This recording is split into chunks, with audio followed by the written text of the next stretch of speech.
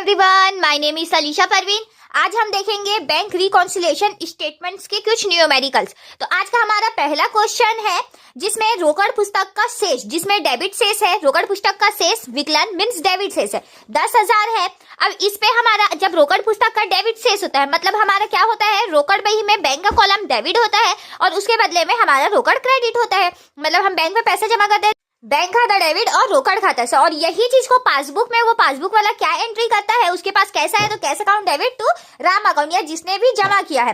अब देखिए यहाँ पे हमारा फॉर्मेट उसका कैसा होता है। तो फॉर्मेट हमारा सबसे पहले होगा bank reconciliation of Mohan and company. ये मोहन एंड कंपनी का बनाना है इसी के लिए, और इसमें 31 जुलाई 2006 का है। तो यहाँ पे डेट डाल दिया। अब यहाँ पे हमारा पर्टिकुलर मतलब विवरण अमाउंट और नेट अमाउंट का। अब यहाँ पे देखिए हमारा रोकड़ पुस्तक का डेबिट शेष है, तो हम पहले रोकड़ बही का डेबिट शेष, तो यहाँ पे balance as per cash book कितना है 10,000, तो यहाँ पे हमने 10,000। उसके बाद देखिए क्वेश्चन स्टार्ट होता है, एक साइड में ऐड और एक साइड में लेस, कि हमारा रोकड़ पुस्तक में कुछ अमाउंट दिख रहा है और पासबुक में कुछ अमाउंट दिख रहा है, तो उसमें क्या क्या चीज ऐसा है जो जोड़ने घटाने में गलत हुआ है या हम भूल चुके हैं, तो उसको लिखेंगे। तो देखिए सबसे पहले हमारा क्या बोल रहा है, रोकड़ का डेबिट शेष है तो बदले में क्या आने वाला है, कैश बुक का क्रेडिट शेष, क्योंकि जब रोकड़ बही में बैंक कॉलम डेबिट होता है तो हमारा अकाउंट बैंक में क्रेडिट होता है और इस कंडीशन में हमारा बैंक में पैसा जमा है। तो चलिए स्टार्ट। तो देखिए फॉर एग्जाम्पल के तौर पे हमारे रोकड़ बही में भी 10,000 रुपया, पासबुक में भी 10,000 था। अब हमारा क्वेश्चन में क्या बोल रहे हैं, चेक बैंक में जमा किया परंतु अभी तक वसूल नहीं हुए। तो जब हम चेक बैंक में भेजते हैं जमा करने के लिए, उसी समय हम अपने रोकड़ बही के बैंक कॉलम में उसको बढ़ा देते हैं। तो हमारा यहाँ पे कितना का है, वो 2,000 रुपए। तो हमने क्या किया, रोकड़ बही के बैंक कॉलम में 2,000 से बढ़ा दिया और अब दिख रहा है 12,000 रुपए।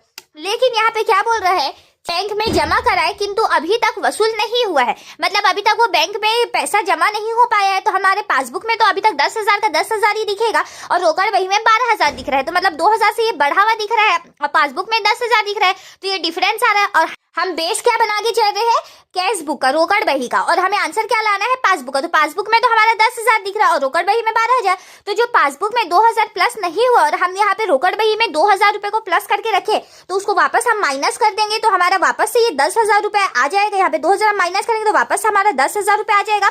तो यहाँ पे देखिए check deposited into bank but not collected 2,000 रुपए, तो हमने माइनस में लेस वाले में लिख दिया। ऐसे ही हमारा नेक्स्ट क्वेश्चन है, बैंक ने कमीशन लिया। तो जैसे कि बैंक हमारे बदले में जो काम कर देता है जैसे कि पेमेंट वगैरह, तो उसके बदले में वो हमसे कमीशन लेता है। तो हमारा जो जमा पैसा है उसमें से वो पैसा निकाल लेता है, मतलब काट लेता है। कितना रुपए है कमीशन का अमाउंट, हमारा कमीशन का अमाउंट है 25 रुपए। तो यहाँ पे देखिए फॉर एग्जाम्पल के तौर पे रोकड़ बही में 10,000 रुपए है और पासबुक में भी हमारा 10,000 है। अब 25 रुपए बैंक कमीशन का हमारे अकाउंट से काट रहा है, मतलब पासबुक से 25 रुपए कम दिख रहा है।